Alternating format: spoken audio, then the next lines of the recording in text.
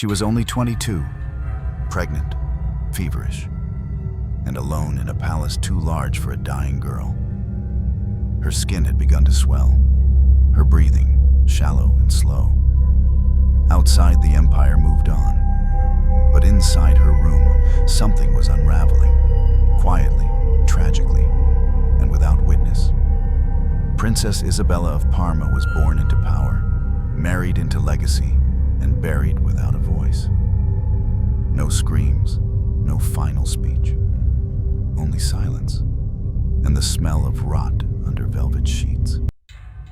Today, we uncover what really happened to the young princess who smiled for a dynasty, but died forgotten, with her unborn child still inside her.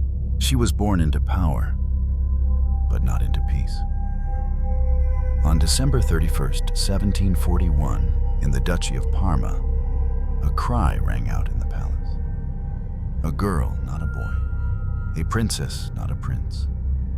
But her mother didn't seem to mind, nor did her father, because this child was not meant for a quiet life.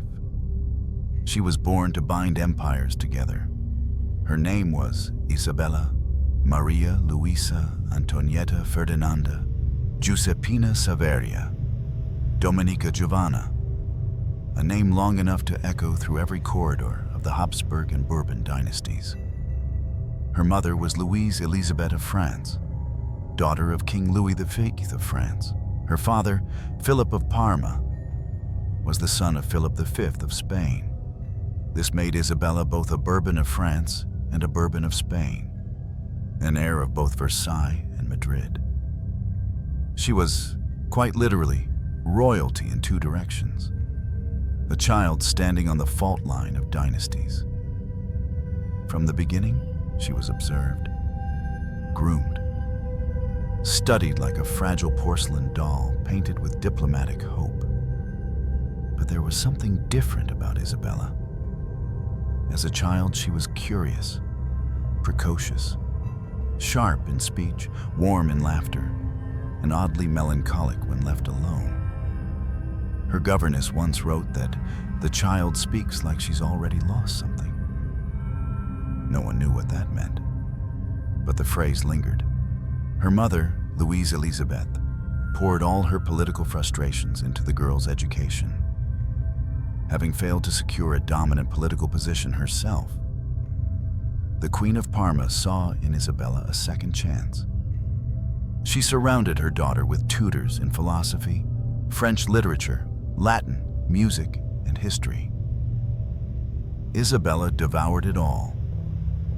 She could speak fluently by age 4, quote classical authors by 10, and compose sonatas with the same ease other girls learned embroidery. But the palace was never a playground. It was a stage. Behind the curtains of privilege, Isabella lived in a gilded cage. Parma, though technically independent, was a puppet of larger monarchies. France pulled one arm, Spain pulled the other. And Isabella, barely into adolescence, became a diplomatic bargaining chip. The question wasn't if she would marry. It was when, and more importantly, to whom. She wasn't told about the negotiations, but she could feel them. The way her mother would stop smiling when ambassadors arrived. The way her father would tap his fingers during dinner, silent and withdrawn. The way conversations would end when she entered the room. By age 11, she had already been proposed to 3 times. All declined. Too poor, too weak, too politically inconvenient. But one name kept circling. Joseph of Austria, the heir of the Holy Roman Empire, son of Empress Maria Theresa and Francis I, educated, reserved, stern, and above all, strategically ideal. A union between Isabella and Joseph would bind the Austrian Habsburgs to the Spanish Bourbons and, through her mother, to the French crown. It was perfect. At age 12, Isabella was formally promised to a boy she had never met. And just like that, her fate was no longer hers. She began writing letters to the Empress. Polite, measured, obedient, everything expected of a girl destined to be Holy Roman Empress herself one day. But behind the scripted lines, a tension brewed. She wrote, "My heart is grateful for this path set before me. I only pray that it leads somewhere I can still hear my own voice." Few would remember that line, but those who did would later say, it was the first time Isabella asked to be heard. Her mother died shortly after the betrothal. A sudden illness. Some said dysentery. Others whispered poison. Either way, Isabella was left with a grief too large for her age. She stopped eating, stopped speaking for weeks. One maid recalled seeing her sit alone in the chapel, whispering prayers in French, even though she knew no one in Austria would understand. At 13, she was sent to Vienna. She had never left Italy. The journey was long, cold, and lined with silence. Every bump of the carriage was a farewell to the life she barely knew. When she arrived at the Schönbrunn Palace, she was greeted with formality, not warmth. Joseph was tall, angular, and distant. His mother, Empress Maria Theresa, greeted her with a calculated embrace. To them, Isabella was not a child, but an investment. Yet something strange happened in the following months. Despite her sorrow, despite the rigid court, despite her aching homesickness, Isabella adapted. She read, she wrote. She performed music that made even the Empress pause in wonder. She walked the gardens alone, naming the flowers in 3 languages. She became beloved by many and feared by a few. Not because she was cruel, but because she was not what they expected. She was too smart, too honest, too aware. And in the quiet corners of the court, people began to whisper, "She laughs, but doesn't smile. She dances, but never asks to." Some said she was still mourning. Others suspected she was watching, preparing. What no one knew then was that this girl, so full of grace, so carefully built by 2 empires, would die before her 23rd birthday. That her body would betray her. That her heart would never find peace. That even as she carried the next heir inside her, her soul was already collapsing. But for now, she was still just a girl with a crown waiting above her, and a grave waiting somewhere no one dared mention. They called it the perfect marriage. 2 dynasties, 2 destinies, 1 girl, 1 boy, both bound by duty and crowned by blood. On October 6th, 1760, in the Imperial Chapel of Vienna, Princess Isabella of Parma was married to Archduke Joseph of Austria, heir to the Holy Roman Empire, son of Empress Maria Theresa, a future emperor, and now her husband. She was just 18, he 19, both young, both solemn, and both, in truth, strangers.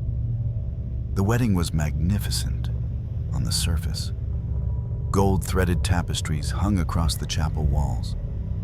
The sound of organ and trumpet echoed like thunder through marble pillars. Every step of the ceremony had been rehearsed. Every gesture timed, measured, and recorded. But if you looked closer, past the candles and brocade, you'd see a bride with lips pressed tight, her smile barely real, and a groom who looked more like a general than a lover. This was not a love story. It was a treaty. Joseph had been raised in a world of war and administration. From the age of 6, he had been lectured on maps, population reports, and the fragility of empire.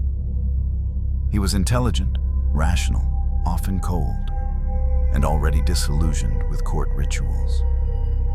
He wanted reforms, order, control, and now a wife.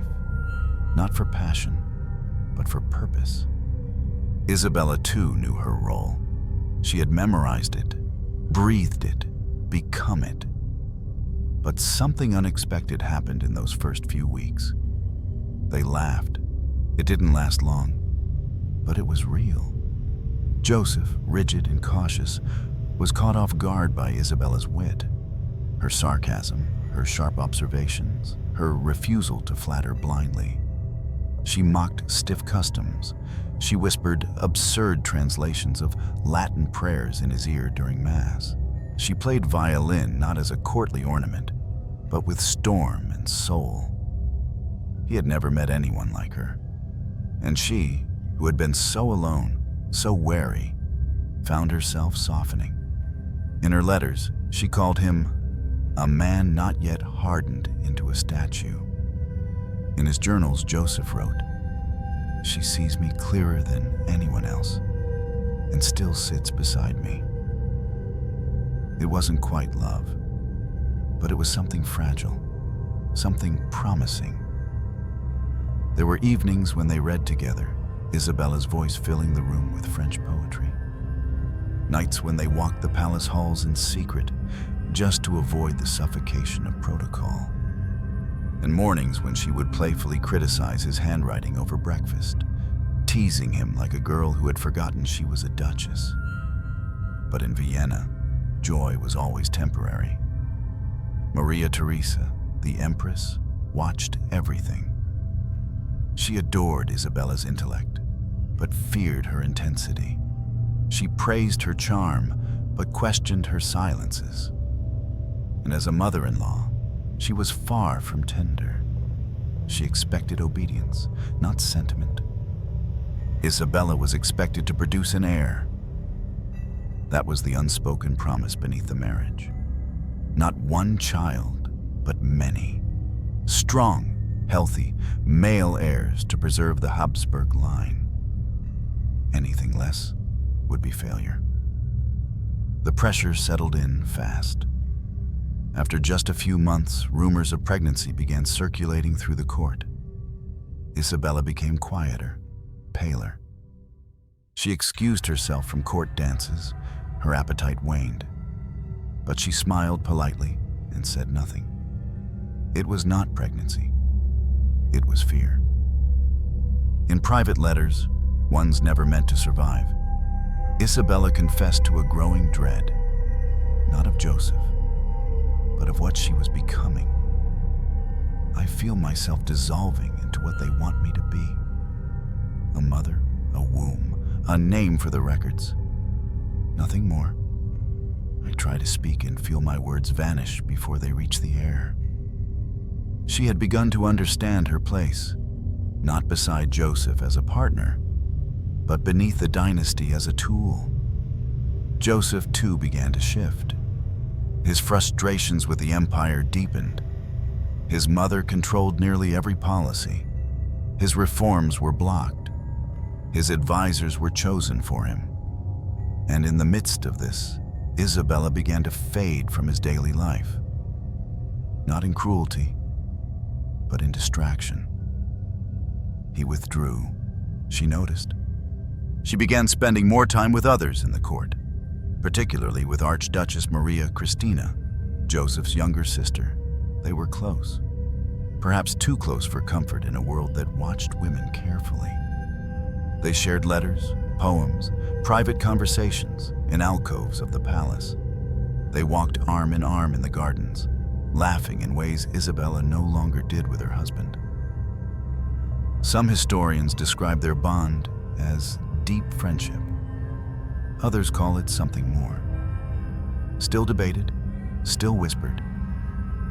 But whatever it was, it mattered to Isabella. In one letter to Maria Christina, she wrote, "You are the only mirror in which I still see myself." It wasn't just poetic, it was prophetic. Because soon, Isabella would begin losing her reflection entirely. The first miscarriage came quietly. It wasn't announced. No bells, no mourning, just blood and silence. The imperial midwife said it had been too early to count. Maria Theresa said it was God's plan. Joseph said nothing at all. But Isabella bled for days, not just from her body, but from her hope. After that, something inside her changed. Her letters became darker, her music more dissonant. She stopped playing in public, refused to attend certain dinners. She no longer looked toward the future with wonder, but with dread. One maid described entering her chambers and finding Isabella sitting at the window in complete darkness, whispering to herself. "I am not a wife," she said. "I am a sacrifice." Still, the empire waited. Waited for the next pregnancy, the next performance, the next step in the royal script. And when she did become pregnant again, they all smiled. But behind those smiles, none of them saw it. The slow collapse, the girl unraveling, the womb that carried not just life, but death in waiting. She found in Maria Cristina what she had not found in her husband: warmth. Not warmth of duty, but of understanding. A mirror that reflected her not as a duchess, not as a vessel, but as a woman still capable of desire, of thought, of sorrow. Maria Cristina, Joseph's younger sister, was not like the others at court. She was sharp, politically astute, and deeply affectionate. But more than anything, she listened. And Isabella needed to be heard. It began innocently, perhaps. Shared poetry, shared walks, shared secrets in hallways when the palace quieted. But soon, their closeness became something more than the court could ignore. Isabella wrote her letters. Letters drenched in vulnerability. Some still survive. Others were destroyed. But the ones that remain read like confessions, not of guilt, but of longing. There is a place I go, but only with you. No throne, no empire, no eyes, only silence and you. These were not the musings of idle friendship. They were declarations carved in ink and veiled in metaphors, enough to stir discomfort in any royal household already ruled by control and suspicion. At first, Empress Maria Theresa brushed it off as girlish affection. The empress had many daughters, and emotional closeness was not uncommon. But as time passed, even she could not deny the intensity. Isabella and Maria Cristina would disappear for hours. They began sharing rooms during long court journeys. They whispered in French. Too quickly, too intimately, servants began to murmur. Advisors raised concerns. Still, Joseph said nothing. Perhaps he didn't know. Perhaps he didn't care. Perhaps he loved her enough to stay silent. Or perhaps he too was beginning to drift from the fragile dream of their marriage. But Isabella, she clung to Maria Cristina like to the last breath of a life that made sense. Her letters became more melancholic, more desperate. I wake and feel nothing until I see your handwriting. Then the world becomes something again. To Maria Cristina, she confided her fear of becoming invisible. Not in history, but in life. She wrote, "They want a mother, a machine. But when I speak of soul, of softness, they ask me to hush. You are the only one who asks me to keep speaking." There was talk of keeping them apart. Whispered suggestions that Maria Cristina be married off quickly. To France, to Tuscany, anywhere. But Isabella resisted, and Maria Cristina clung back. In the shadows of marble halls, their bond grew louder. There were moments when they could not hide it. One maid reported seeing Isabella place a kiss on Maria Christina's hand, slow, deliberate, while the two sat alone by the fireplace. Another claimed to hear laughter turn to quiet tears behind the curtains of the Imperial Library. Still, there was no confrontation, no accusations, just silence. But in courts, silence often speaks louder than words. Maria Theresa began limiting their time together, gave Maria Christina new responsibilities, suggested new tutors, encouraged more time with brothers and less with the foreign princess. It worked for a while. But Isabella became unwell. She grew thinner, her eyes sunken. Her hair, once brushed into perfect curls, now often left loose, unkempt. Her letters turned darker. In one she wrote, "I carry life inside me, but I feel only death in my chest. My blood is warm, but my fingers are cold. There is rot somewhere, I know it, and it has my name." Doctors were summoned. Midwives reassured the Empress that it was merely a difficult pregnancy. Some whispered hysteria, others whispered punishment. But Isabella knew it wasn't just her body that was failing. It was her heart. She wrote fewer letters now. She no longer walked with Maria Christina. They were rarely allowed to dine side by side. The days of laughter had become days of watching each other across long tables, through candlelight and constraint. And then, one final letter, not addressed to Joseph, not to the Empress, but to Maria Christina. "If I should die, let it not be said that I was unloved.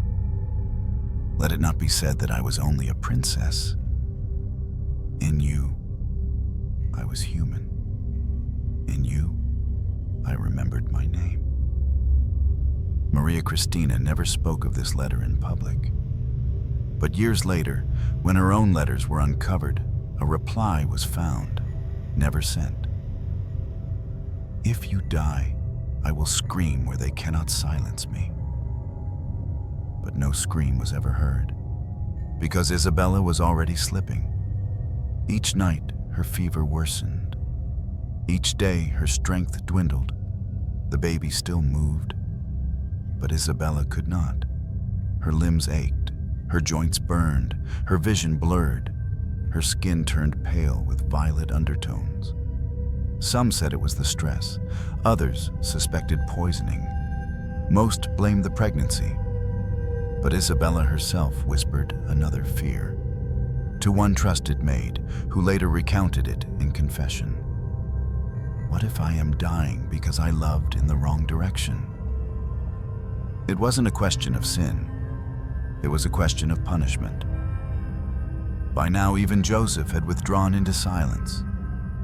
He no longer sat by her bedside. He wrote no entries in his journal. Whatever once bound them had faded, like ink on a page left in rain. Isabella stopped writing, stopped walking, stopped laughing. But the letters remained, hidden in drawers, burned in secret, buried with regret. The court never addressed them. The historians still argue over their meaning. But Maria Christina never married, never had children, never spoke of Isabella again. And yet, when she died, decades later, a faded ribbon was found in her personal diary, a single line stitched into it by hand. "She was my joy. They called it a phase.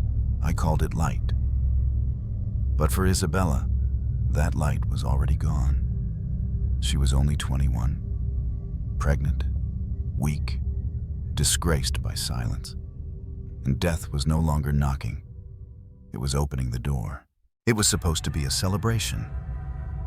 The empire had waited patiently.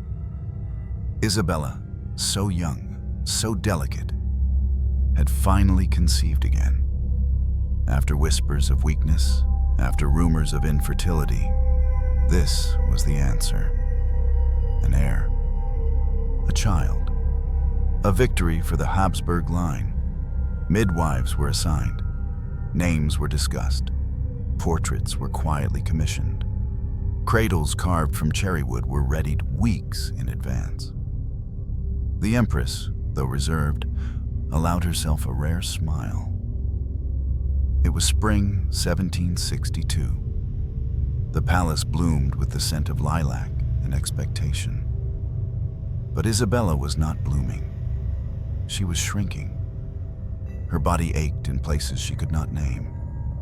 Her head pulsed with dull, persistent pain. The smell of food turned her stomach. Her limbs swelled. Her heart raced without cause. And always, the dreams. She began dreaming of blood, of small hands slipping through her fingers, of empty rooms filled with screaming that only she could hear. At first, doctors dismissed it as typical of a nervous woman. One called it melancholia gravidica, pregnancy melancholy. Another suggested fresh air and stronger wine. But Isabella knew. She felt it. Something was wrong. Something was dying inside her. She tried to speak, to write, to beg someone to listen. But the palace had already decided. She was to be a mother, not a mourner. And so the silence continued.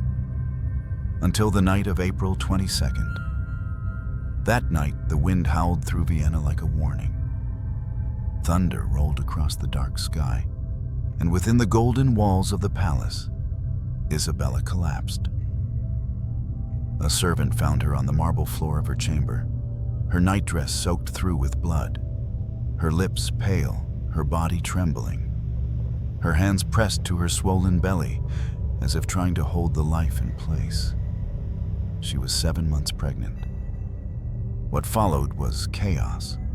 Midwives were called, doctors ran, candles were lit, dozens of them, turning the room into a flickering stage of terror. Blood pooled beneath the bed.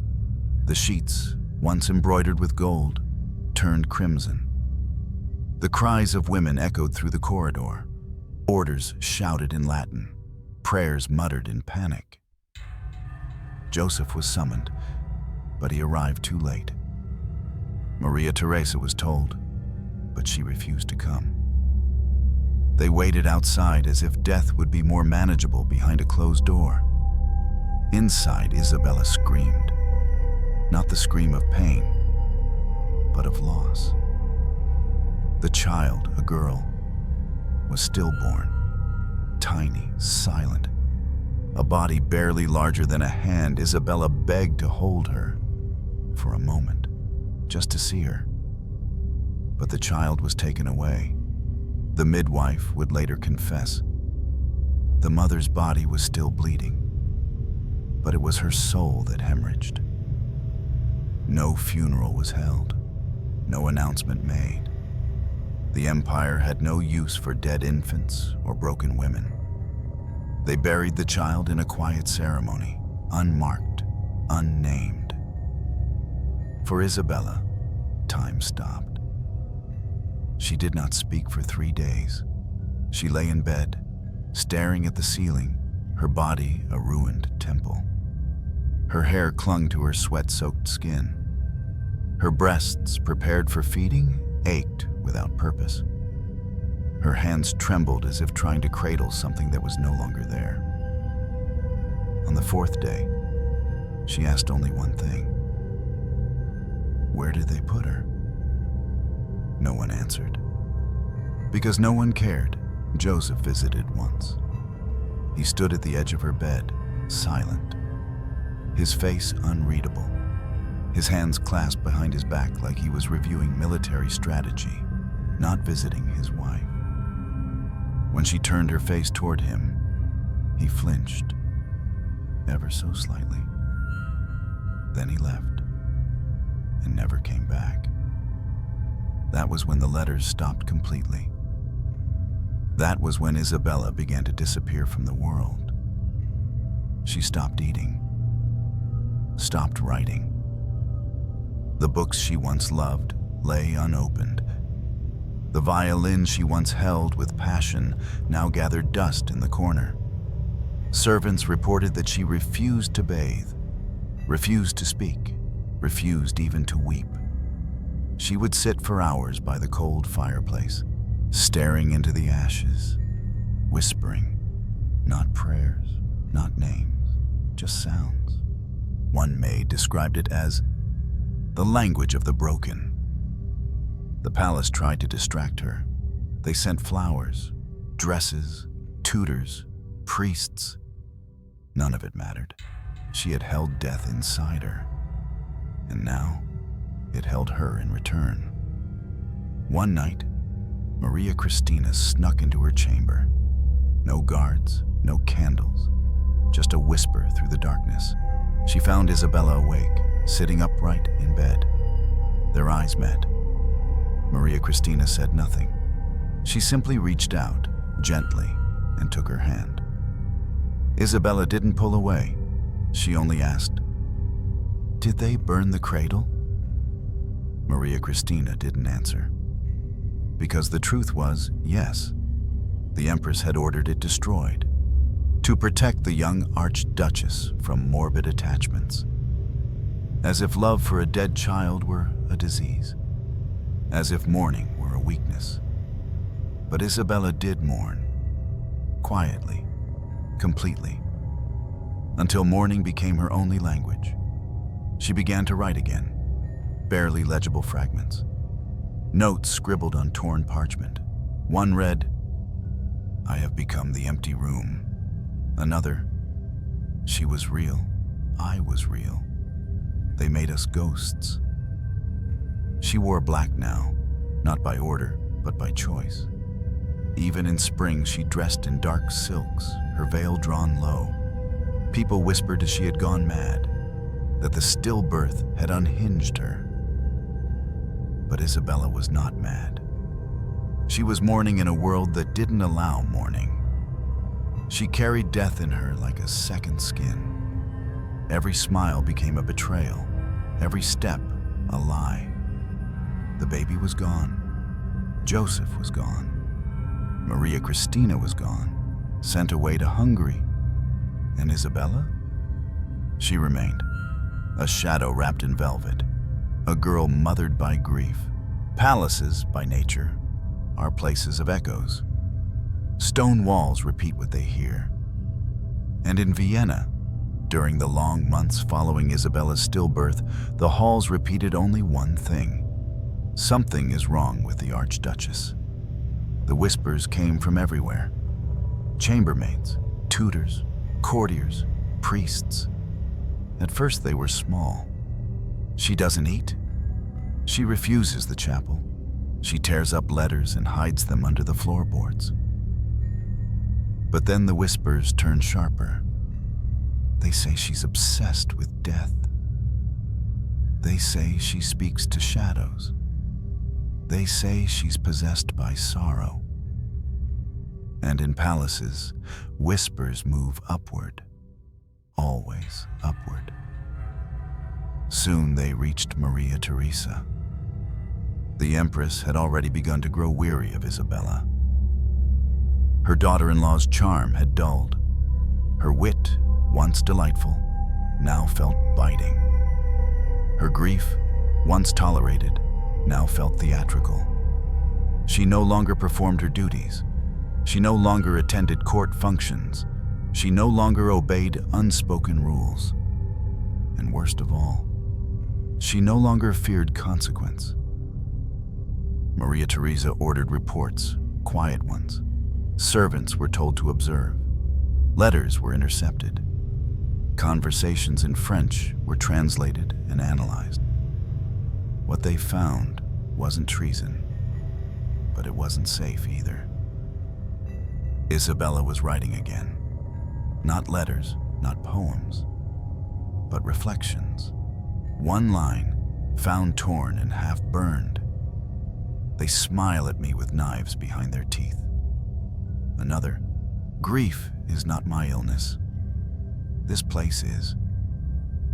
The Empress called them the ramblings of a sick mind. but others were not so sure. Some said Isabella was writing the truth that cut too close, truth that couldn't be allowed to survive. And so the walls began to close in. Maria Christina was forbidden to see her. Joseph stopped speaking of her entirely. Visitors were turned away at the gates. Her rooms were moved deeper into the palace, away from light, from music, from joy. It was called a period of convalescence, but it was exile in plain sight. Even the staff around her began to change. Familiar faces were reassigned. New maids arrived, silent, cold, efficient. Priests visited more often, pressing rosaries into her hands she didn't ask for. One morning, Isabella woke to find her writing desk removed. No explanation, no warning. She asked the maid where it had gone. The maid replied without looking up. "The Empress requests you rest more." Isabella didn't argue. She simply sat by the window and watched the rain. Later that day, she found ink stains on her bed linens, ink from letters never written. Her fingers shook as she traced the spots. Her voice was barely a whisper when she said, "They've taken my voice." The next day, her mirror was gone. In its place, a small cross. It was no longer about her health. It was about her obedience. The court began to reframe her, not as a grieving mother, but as a fragile hysteric, a woman whose emotions had overridden her reason, a threat to decorum, an embarrassment to the dynasty. They whispered about the letters to Maria Christina, the ones never meant to be seen. They whispered about her refusal to touch Joseph since the loss. They whispered that she had become barren, that she had cursed herself, that she had seen death and invited it in. In a world ruled by lineage and appearances, Isabella was becoming something unspeakable, a blemish. She began to believe it. Her reflection, when she found glimpses of it in polished silver or darkened windows, seemed foreign. Her eyes too hollow, her lips too thin, her skin like fading parchment stretched over brittle bones. She began to speak to herself, softly, rhythmically. One servant swore she heard Isabella repeating, "I am a room, I am a room, I am a room." Another said she found the archduchess trying to press her ear against the wall, listening for voices. "They speak when I sleep," Isabella said. "They plan, they cut." Was it madness? Was it grief? Or was it the slow suffocation of being erased while still alive? By summer, the word madness was being spoken aloud, quietly, carefully, but aloud. The palace doctor submitted a private memorandum to the Empress. He warned of delicate emotional imbalance. He recommended rest, isolation, moral correction. The document never used the word asylum. It didn't need to. Maria Theresa ordered increased supervision. The windows in Isabella's chamber were locked. Her letters, if she wrote any, were intercepted. And each morning, a priest would arrive with holy water and a reminder. You are loved. You are watched. You are not alone. But she was alone. She began talking to her unborn child again. Not the one who had died, but the one she believed was still inside her. She had become pregnant again, though even that was now a mystery. Some say it was real. Others say it was delusion. Still debated. But Isabella insisted. She placed her hands on her belly and whispered lullabies. She wrote new names in the margins of her old journals. She hummed to herself in empty rooms, and as her body began to fail again, tremors, fever, weakness, she looked into the eyes of her maid and asked one final question. "Will they let me hold this one, if it dies too?" The maid could not answer, because she knew. In this palace, no grief was allowed to repeat. Not for Isabella, not again. It began with a fever. A low burn behind the eyes. A dryness in the throat, a sense of drowning, even while lying still. At first, no one panicked. Pregnant women, they said, often ran warm. But this was no ordinary warmth. Isabella had stopped eating days before. Her body refused food, as if preparing for something more final. Her skin flushed red, then turned to ash gray. Her lips cracked, her joints swelled. And all the while, she held her belly as if it were the last thing tying her to the world. By the third day, she couldn't rise from bed. By the fourth, she stopped recognizing faces. The palace still pretended. They said it was fatigue, that she needed quiet, that the archduchess was being cautiously monitored. But behind closed doors, the staff burned herbs to cover the scent, because something in her was rotting. Physicians came and went, each more nervous than the last. One whispered the word variola, smallpox. Another suggested typhoid. A third said it might be childbed fever, though she had not yet delivered. But there was no clear diagnosis, only symptoms and decay. Her eyes turned glassy. Her hair, once thick and dark, fell in tufts on the pillow. Her belly, once round with life, seemed motionless. The baby, if it was still alive, made no sound, no kick, no sign of resistance. And Isabella? She drifted. Some say she began speaking to ghosts. Others say she recited psalms backward. One maid reported that she whispered names into the mattress, names of girls she never knew. But the truth was simpler. She was dying, and everyone knew, and no one stopped it. The Empress did not visit. Joseph did not enter the room. Maria Christina was not allowed in the palace. Isabella died in silence, long before her heart stopped. It was a Sunday morning when her body gave way. The priest assigned to her bedside said she opened her mouth as if to speak, but no words came. Her breathing slowed, then rattled, then fell still. Her final act. She reached, blindly, toward the empty space beside her pillow, where a cradle was meant to be. Then her arm dropped, and it was over. She was 22, 6 months pregnant, and entirely alone.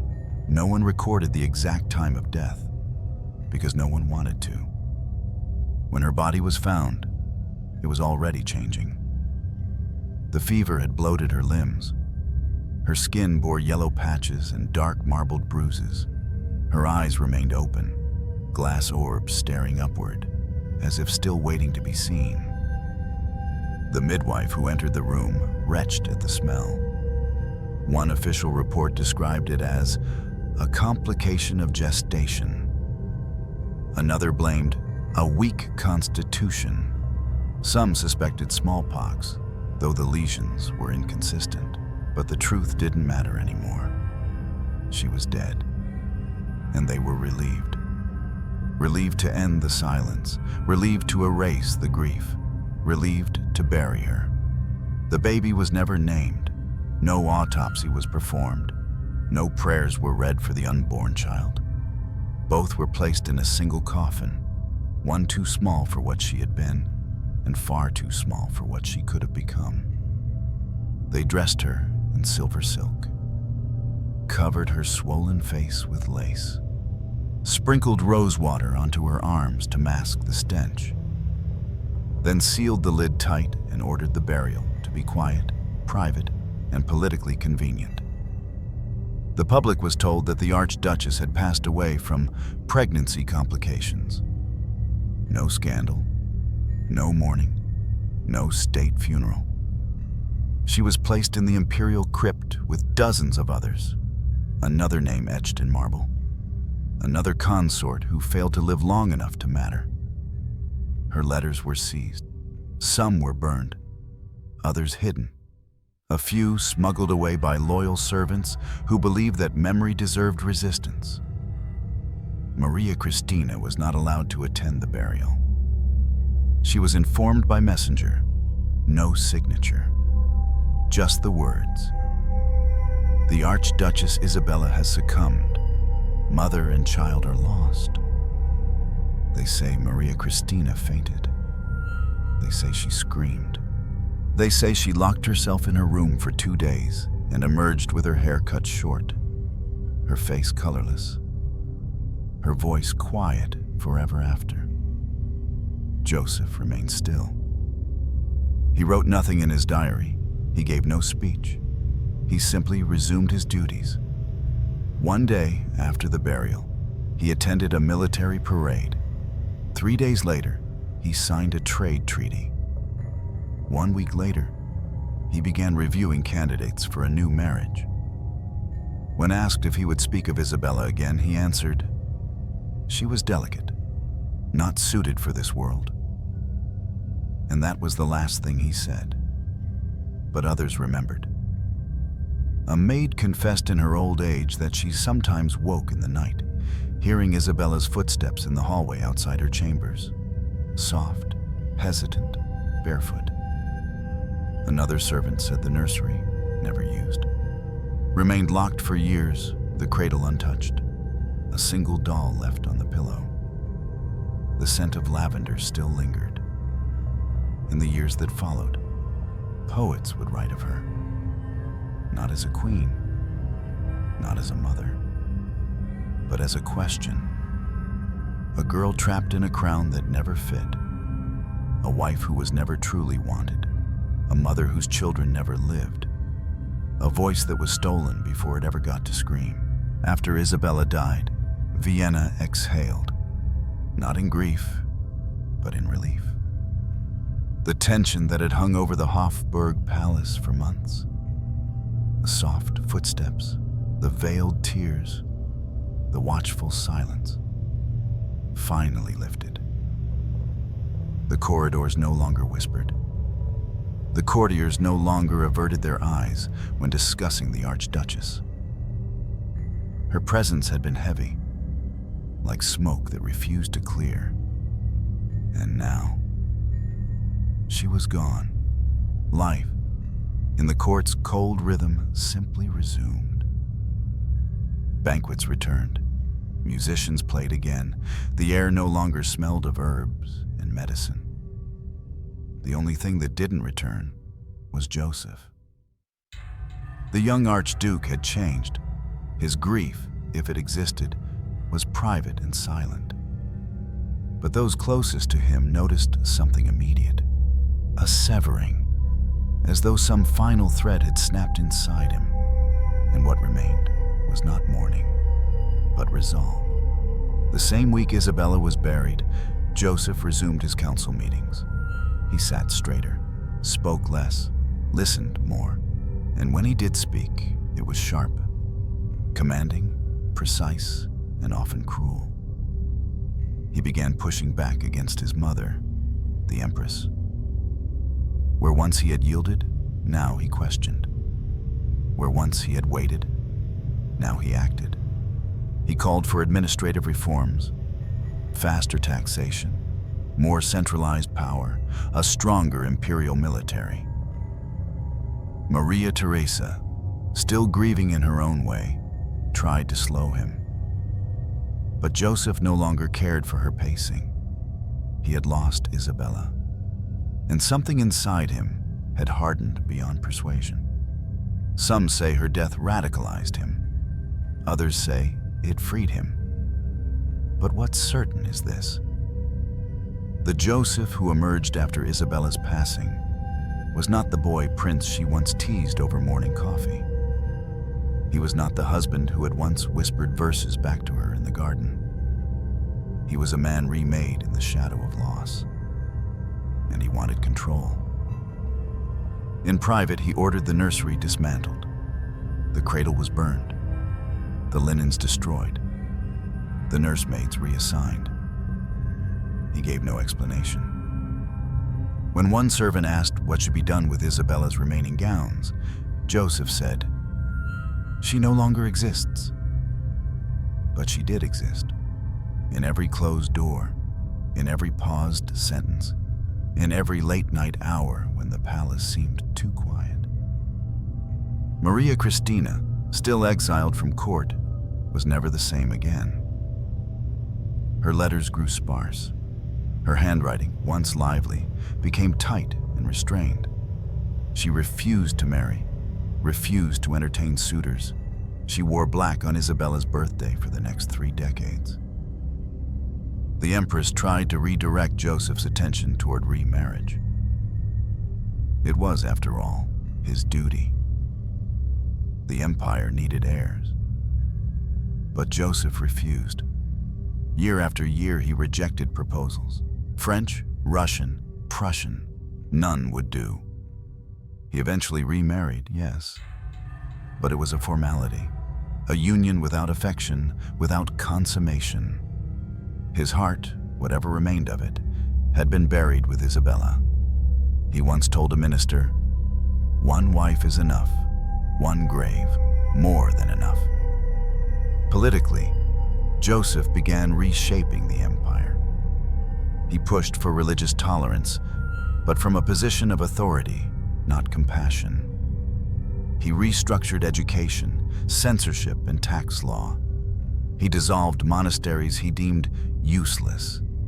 He centralized power, removed local privileges, and enforced German as the dominant language across the empire. Some called him a visionary, others a tyrant. But beneath every law, every edict, there was a trace of something else, something no one dared speak aloud. Grief weaponized. Joseph no longer trusted emotion. He once had, briefly, with Isabella. He had allowed himself to believe in softness, in music, in laughter behind closed doors, and it had ended in rot and silence. So now he ruled as if emotion were poison. He banned mourning periods from court life. No black dresses, no funerals longer than required. When his mother died, years later, he wept only once, alone in her study, then burned half her correspondence and restructured her court within a week. He was efficient, cold, relentless. But sometimes, when the palace was asleep, servants claimed they saw a light still burning in the west wing. Joseph would sit there alone by the fireplace, and he would stare at the flames without blinking. No one approached him. No one asked if he was remembering, but they knew. Because on the mantel, just above the fire, there was a small ivory box, locked, untouched, unlabeled. No one ever opened it. But the maid who dusted it once saw what was carved on the underside. She laughed like spring and died in winter. Joseph never spoke of Isabella again. Not in public, not in writing, not to anyone. But her absence shaped him more than her presence ever did.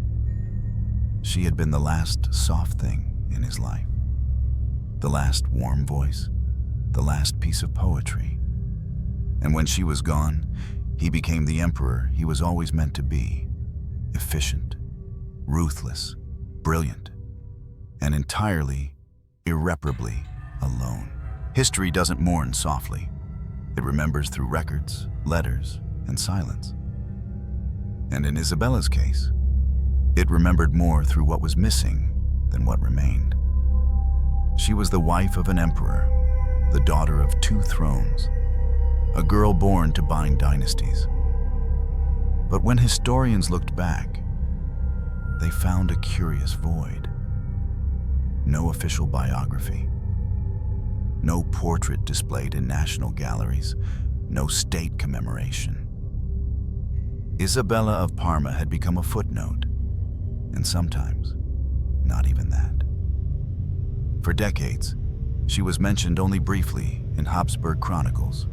One sentence, one line. Archduchess Isabella, wife of Joseph II, deceased of pregnancy complications at 22. That was her summary. That was her sentence. But under the dust of court documents, something else lived. Something raw. Because though her public image had been erased, her private voice remained. Hidden in fragments of letters, marginalia in books, reports from nervous priests and distressed maids. And when scholars began piecing them together in the 20th century, they saw something different. Not a fragile girl, not a hysterical consort, but a human mind unraveling in real time. Her letters, those smuggled out, those found behind false drawers, those that survived fire, painted a woman far ahead of her age. One historian wrote, "If Isabella had been born 2 centuries later, she would have been a writer, a thinker, a philosopher. But she was born in a century that needed her to be silent." In her writing, Isabella questioned the structure of power, the role of women, and the very idea of destiny. She often mocked the rituals of court. She wrote about the hollowness of royal prayer. She called the imperial chapel a room full of puppets, all bowing to nothing. She questioned motherhood as duty. She questioned marriage as obligation. She questioned why grief was considered rebellion. These reflections, borderline heresy in her time, became fuel for modern feminist readings. But for others, especially conservative scholars, Isabella was unstable, troubled. They dismissed her as a tragic figure overwhelmed by fragile emotions. One Austrian historian, in a 1954 lecture, called her a poor young woman consumed by literary melancholy, whose imagination proved more dangerous than any court intrigue. But her defenders argued the opposite. They said her imagination was her resistance. Her melancholy was clarity, and her grief, her most honest form of protest. There was also the matter of Maria Christina. The letters between them, deeply emotional, occasionally romantic, were debated fiercely.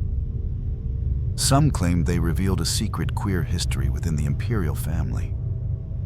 Others warned against projecting modern lenses onto pre-modern friendships. But the language was hard to ignore.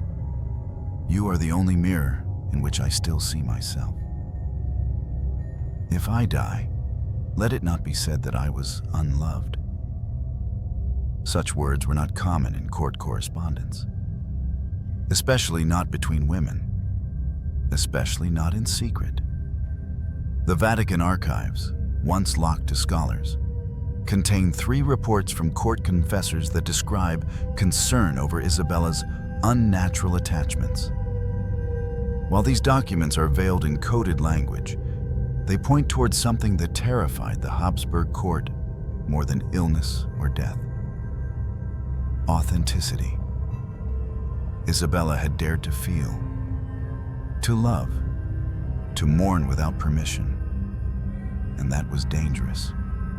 In many ways, she became the opposite of what the Habsburg machine demanded. They wanted a smiling consort. She gave them poetry about pain. They wanted heirs. She gave them stillborns and questions. They wanted silence. She left behind words. Modern historians now disagree on what she means. To some, she was the first ghost of modern womanhood in a medieval structure. To others, she was a failed instrument, a symbol of what happens when royalty malfunctions. And to a smaller but growing group, she is a symbol of erased interiority. They ask, what happens when someone is told they exist only to serve, and then they break? In 1998, a scholar named Elizabeth Gruber published The Ink-Stained Silence, Letters of Isabella of Parma, a critical translation and psychological analysis of 47 fragments attributed to the archduchess. In it, she argues, Isabella died not from fever or childbirth. She died from being made invisible. Her collapse was not medical, it was existential. The book was controversial, praised by some, attacked by others, but it resurrected Isabella. Suddenly, students in Vienna were writing theses about her. Plays were staged. A short film about The Pale Wife aired on Austrian television, imagining Isabella's final night as a hallucinated conversation between her unborn child, and Maria Christina's ghost. The palace did not respond. No statues were built, no streets renamed. But something had shifted. In 2003, a small plaque was placed outside the imperial crypt, near the wall where Isabella is buried. It reads, Isabella of Parma, 1741 to 1763. Daughter, wife, thinker, not forgotten. It's small, easy to miss, but it's there, because history cannot erase everything. Not the letters, not the questions, not the girl who dared to ask, in a palace full of rules, do I not belong to myself? When we think of royalty, we imagine portraits. Eyes fixed forward, posture rigid, robes embroidered with gold. History has always framed power with paint. But with Isabella of Parma, the image fades. There is no grand portrait of her hanging in the Hofburg Palace. No oil painting commemorating her marriage, her motherhood, or even her death. And for years, historians believed no likeness of her remained at all. But that's not entirely true. A single miniature survives, tucked away in the collection of a private Austrian estate. An oval-shaped ivory locket no bigger than a hand. Inside, a watercolor no larger than a coin. It shows a girl with chestnut curls, her head slightly tilted, lips parted as if caught mid-breath. The background is gray, her dress is plain. There are no royal symbols, no crown, no jewels, only eyes. Deep, melancholic, watching something just beyond the frame. The back of the locket is inscribed in tiny script. I.M.L.A. Vienna, 1760. Isabella Maria Luisa Antonietta. It is believed Joseph commissioned the locket during their first year of marriage, when laughter was still possible. It was never shown in public. When he died, it was found among his private belongings in a locked chest, alongside state documents and war plans. He had kept it, not on display, but close. And yet, this was not the image the empire wanted. The official depiction of Isabella was carved in marble, in the Capuchin crypt beneath Vienna. A plaque, unadorned, cold. No face, no flourish, only lines. Isabella M.L.A. Parma Archid VX. Avstund obiit MDC Eleuthrui. No mention of her unborn child, no mention of cause, just a slab, sealed and silent. The Capuchin crypt, known as the Kaisergruft, is the final resting place for the Habsburgs. It holds emperors, empresses, children, generals. Some coffins are ornate, draped with skulls, swords, and angelic trumpets. But Isabella's is modest. A plain copper casket, dark with time, its handles tarnished. Visitors rarely notice it. There is no candle beside it. No wreaths.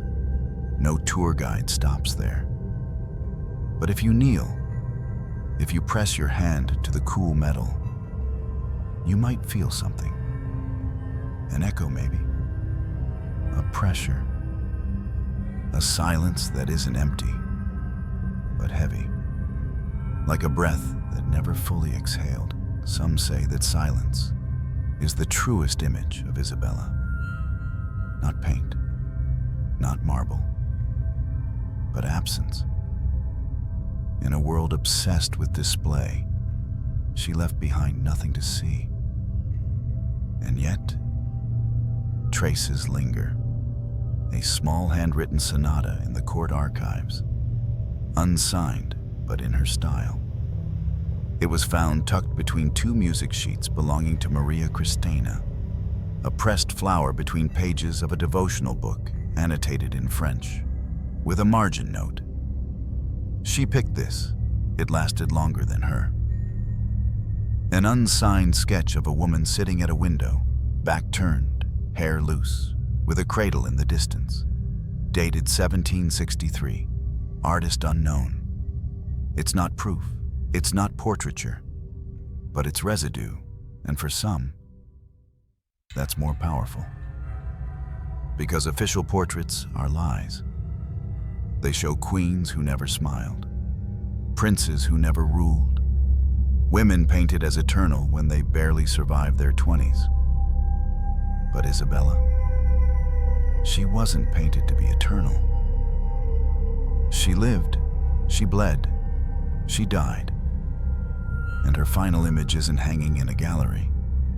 It's hiding in footnotes, in diary pages, in the spaces between. Even her handwriting, once so precise, became illegible in the weeks before her death. A scholar who studied her last letters noted, "It was as though the hand refused to betray the thoughts. The ink ran, the lines trembled. But she kept writing, because to stop was to disappear. She feared vanishing more than she feared death. And in some cruel irony, the world gave her both. But time has strange edges. Things lost are not always gone.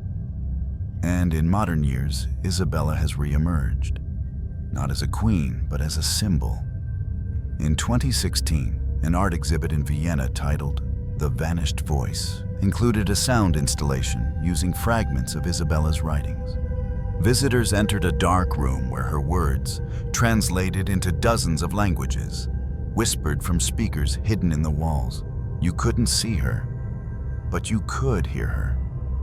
A voice emerging from shadow, from water, from memory. One visitor wrote in the guest book, "I had never heard of her before, but now I can't forget her." And maybe that is her final image. Not her face, but the space she leaves behind. The crack in the imperial mirror. The question that won't go away. She lived. She asked to be heard. She vanished. But we're still listening.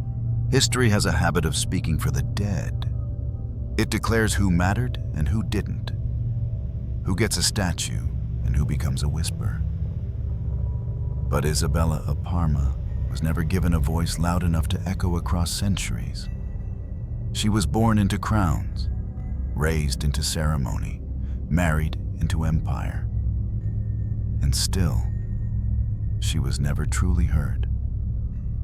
She tried, through letters, through music, through glances and gestures, and the trembling hands of a girl asking to be seen without the mask. But in a palace built on silence, every word she spoke was muffled before it reached air. And so, they buried her in more than earth. They buried her in narrative. They called her delicate, emotional, They said she died of fever, of weakness, of womanhood. But what if that's not what killed her? What if it was the machine of empire, of family legacy, of roles written in blood before birth? What if she died because she was never allowed to live as herself? As a narrator, I've told you her story the way records allowed. I've pieced together diary entries, political documents, and the letters they didn't manage to burn. I've walked the same marble halls on paper and tried to understand the space she once filled. And here's what I believe. I believe Isabella wasn't fragile. She was sensitive, yes. But sensitivity is not weakness. It's perception turned inward. It's the ability to feel when others numb themselves for survival. She was intelligent, too intelligent for her cage. She saw through the rituals, the titles, the false comfort of silk and gold. And she tried, in her quiet way, to carve space within that cage. Not to break it, but to make it bearable. But grief doesn't ask for permission. And when it came for her, it came like a tide she couldn't hold back. They asked her to smile. She gave them poetry. They asked her to produce airs. She gave them stillness and questions. They asked her to disappear. And in the end, she did. But something of her still lingers. Between words, between pages, between breaths. Because history did not destroy her. It simply moved on without her. And yet, if you've listened this far, you've brought her back, even for a moment.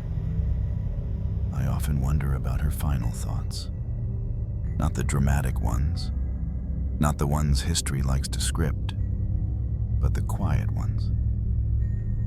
Lying in bed, sweating, bones aching, knowing death was near. Did she remember her mother's voice? A scent from Parma? A moment when someone touched her face with kindness? Did she think of Maria Christina? Did she think of the child she never got to meet? Or did she think of nothing at all? Just sank into the silence she had lived with all along. And if she had been able to speak just once more, without being punished or pitied, what would she have said? I don't think she would have spoken about power.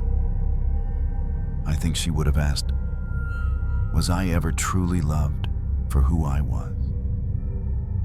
There are many Isabellas, not just in palaces, but in quiet homes, in classrooms, in hospitals, in lives that feel too small for the voices they carry.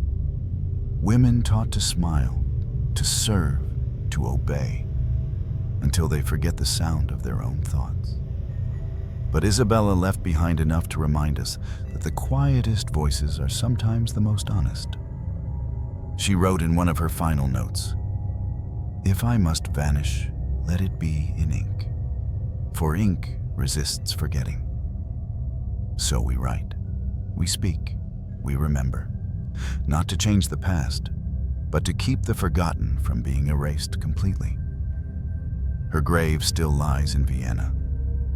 It is cold, modest, tucked between empresses and archdukes whose names shaped empires. But when I stood before it, yes, I didn't think of dynasties. I thought of her fingers trembling over parchment, of lullabies whispered into silence, of love hidden in hallways, of blood staining royal sheets. I thought of a girl who wanted to live, not as a queen, not as a mother, but as herself. And that, more than all the crowns in Europe, is what makes her story worth telling. So let this be her echo. Let this be her breath. Let this be the voice she was never allowed to use. Because once, in the middle of empire, in the middle of expectation and extinction. There was a young woman who tried to live with feeling in a world that punished it. And though they silenced her, we remember.